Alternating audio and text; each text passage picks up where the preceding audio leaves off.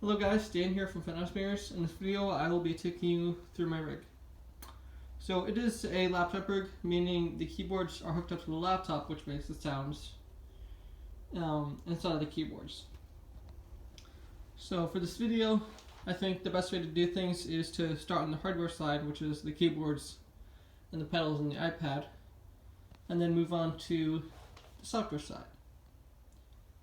So I'll do it like that. So starting with the keyboards. If you've seen me perform before FM, Funhouse Mirrors, you've probably seen me using only the toggle keyboard, the VR09. And so earlier this year, I realized I definitely want to have two keyboards because that's going to make my life so much easier. So I actually started using the Asus Q49.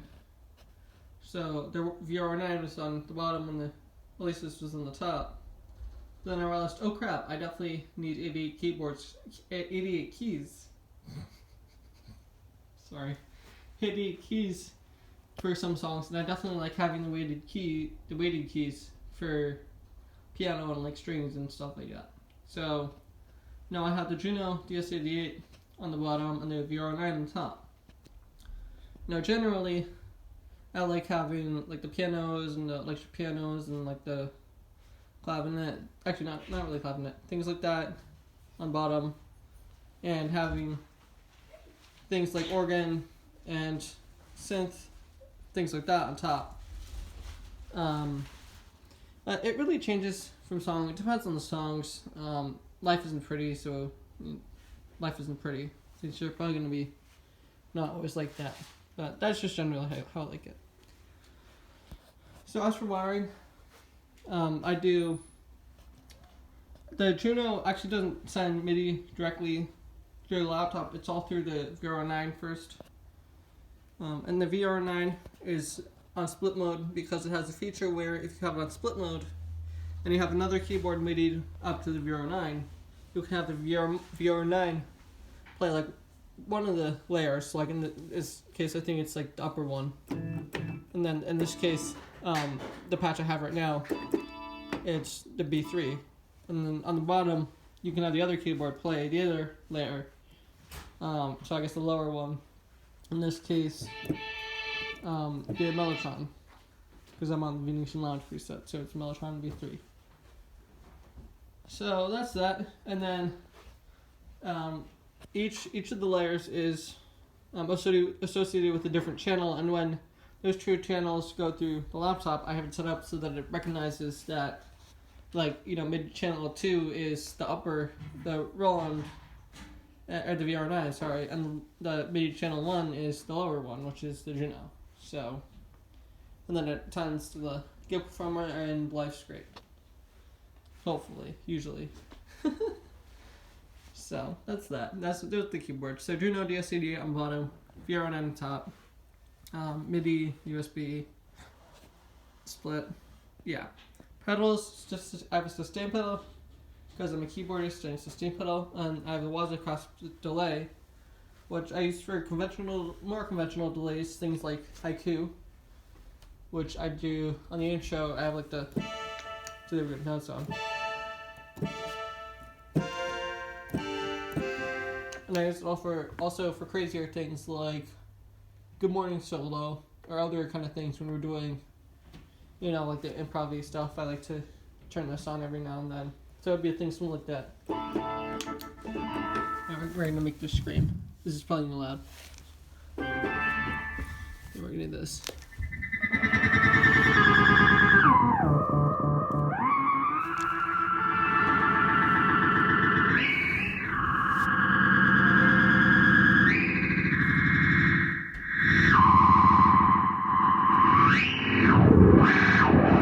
There we go. That's that. That's the Wazacraft. I love that thing. So yeah, conventional delays and unconventional delays. I love that thing. That thing can scream. And then I have an iPad for sheet music. Shit, what was that? Oh, that's fine. That's just no earpod that's already broken, so don't worry about that. Earphone that's already broken. iPad for sheet music, because it's prog and it's complex. That's just like a lot. Anyways, yeah. Alright, sorry, some of it can be really complex. Yeah. So So that's really the hardware side of things. Not too crazy complex. Kind of complex, but not really. So over here on the software side of things, so I have a Windows laptop, so I can't use MainStage because MainStage doesn't run on Windows. It sucks, I know, but hey, such is life. So it's a software called Geekoformer, and it's basically just the same kind of thing, same general concept, where it's just kind of like a thing. It's a thing. So here, what you're looking at here is the view I look at probably like most of the time, just about all the time when I'm playing. And so what you're seeing here is the rack units I customized and I put on like different patches, and there's also like the list of the patches. So like I can step through them, I can organize them, I can put them in order for the different songs, things like that, and I can have it all like, you know, easy and like logical and reasonable and stuff. So over here, so you'll see in here a mixer. I always put a mixer on the top of my presets because it's a great and organized way of doing levels, making sure nothing's peaking, soloing things, muting things, also master fader, things like that. And also have like the labels of each channel because I didn't do it for some time and I started doing it. And then I realized I really like having this, so I kept it like that. Whenever I have a Hammond in the patch, I always like to put the a rack unit with the Hammond controls, like the drawbars and the percussion and the extra, like that kind of thing, just because I like to see that, and because I like to see that. I'm a visual person, so a lot of this is based on the fact that I like to see things. Like, it's why I don't use Ableton, because like I can't really see it when I'm working with Ableton. I like to see it. So yeah. So then over here, like I said, the patches and you have the variations. So how it works, I know it works with MainStage, the same thing, and it works the same with Geekoformer. Is that so you have your patches, which is like how the entire, like, all the rack units are set up, the plugins and the mixers and all the stuff, the effects, everything like that. That's the whole giant snapshot. And then within that, you can have variations where it's like presets for like the different sections of the song. So like, let's start with Venetian Lounge. I have a variation set up for the verse, like the verses and the choruses, where I have the mellotron strings set up on the bottom, and then have the B3, like the clean B3 tone on the top of the chorus. And then when I go to the bridge, I have this different variation. It's the same setup, the same instruments, it's just set up differently. So like the bridge has the dirty Hammond, you know, like the John Lord kind of thing. And then for the mellotron flute in the bottom, for when we do that last bit right before the last chorus. And then I have one for the last chorus, which it's just the last chorus. Yeah. Yes, that's that. And then also on that, so like I just said, I have both a mellotron string and mellotron flute. So I didn't want to have two different mellotrons going, because that's just, you know, like power consumption, CPU. That's just excessive a bit. So instead, I put a button over there. You see right there. That just that selects either strings or flute. So I can have just one mellotron and have a button, and that's, you know, it's taking advantage of the different variations. Where if it's on, the button is on. See, like it is there now. It brings me to the flute. But if I turn the button off, it gets me on the strings. Here, see, it's off now, it's on the strings. So I can just like press that. But I have it in the variation, so it's just kind of like preset for me. So I just, because it's like, that's not the only thing I'm changing, it's just, but yeah. So that's pretty much that view.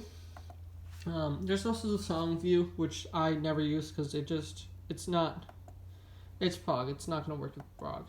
Not that it's not that the software, like, it just doesn't work for the genre.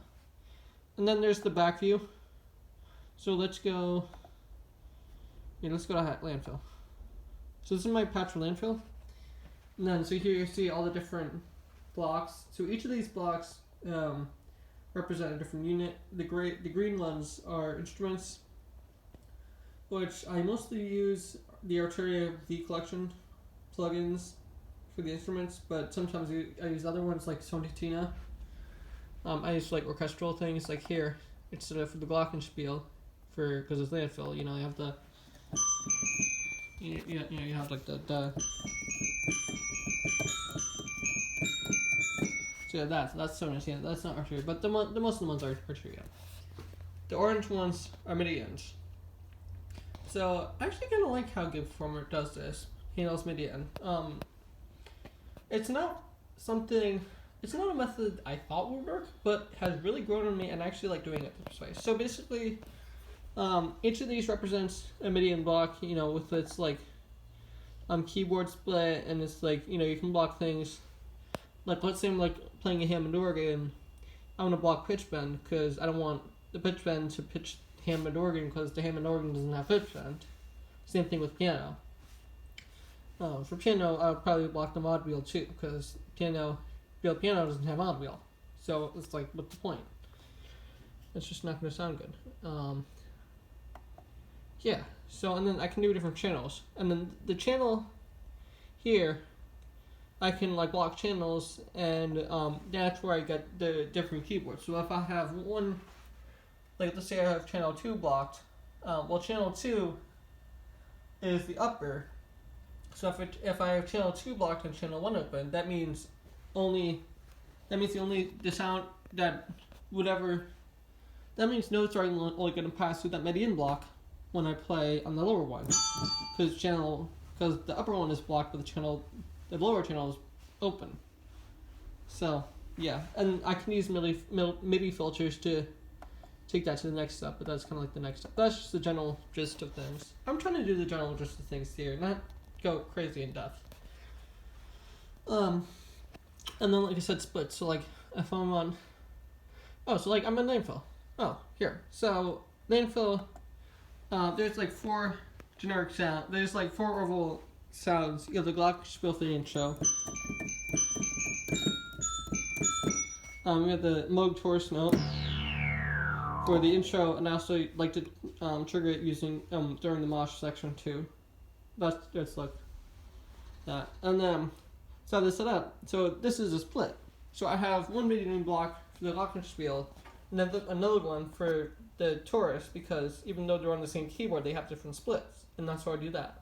And that also lets me say things like more easily on the beginnings, where it's like if it was a more conventional, set like the split point, that's like, it makes it hard to see when I'm just looking at this view right here without anything open. It's like, I see 4 Midian blocks, meaning, hey, I only have 2 keyboards, meaning that means there's something more going on. It's just easier to see.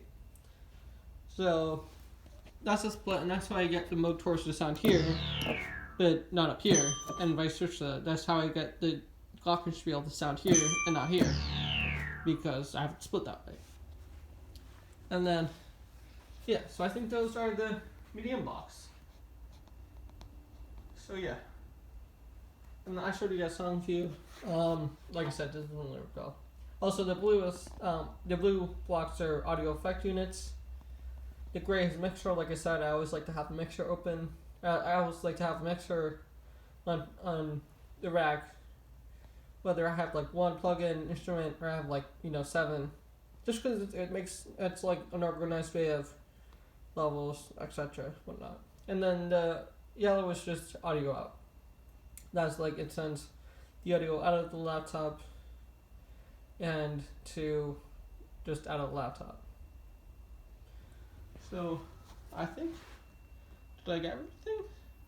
Oh right, nano control. So nano control, I have a nano control here because I realized I want to be able to control the mixer using real physical controls instead of just using the mouse and the whatnot and the whatnot. So let's say I have the landfill. So if you see, I'm moving.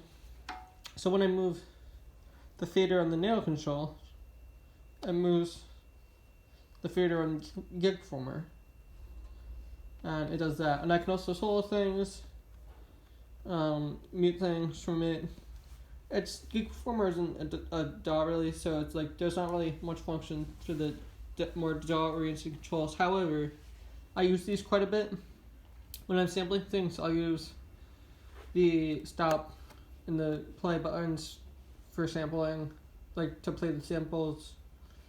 I use these two patch changes. This one is forward, or sorry, this one's backward. This one is forward. It's just very logical, just kind of common sense a bit. And then this one is I use kind of an assign function, or just a miscellaneous assignable button, like Leslie's, octave shifts, things like that, phasers, Like right now, that's a Leslie. I think that's, it's controlling the Leslie.